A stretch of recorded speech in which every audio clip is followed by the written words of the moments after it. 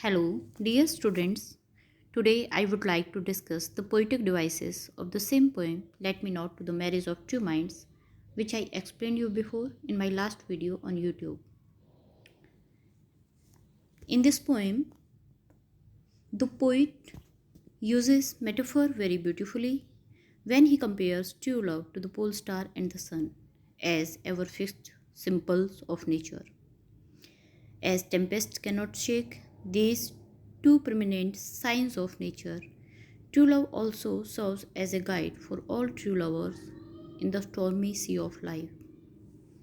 Metaphor is a figure of speech when two things are compared to each other as if they are actually the same thing. Here are some examples of metaphor. First, he was alone in battle. Second, friendship is a sheltering tree. Third, the snow is a white blanket. Fourth, he is a shining star. Thus, a word or a phrase that is used in an imaginative way to show that somebody or something has the same qualities as another thing is the best example for metaphor. These are the examples from another poems.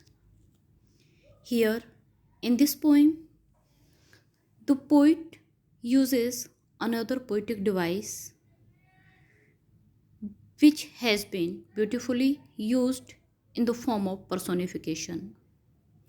The poet personifies time as a cruel farmer or destroyer with a skill in its hands.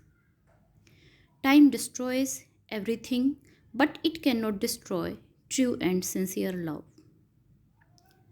When an object or animal is given human characteristic to create interesting imagery in a poem is called as personification.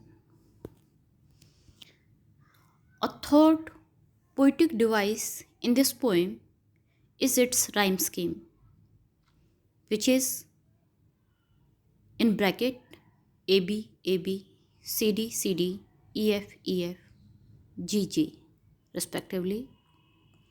First line rhymes the third line, and second line rhymes the fourth line, as in all Shakespearean sonnets can be seen. And the last two lines, which are of a couplet, has the rhyme scheme of GC. Rhymes of each quatrain are different from one another.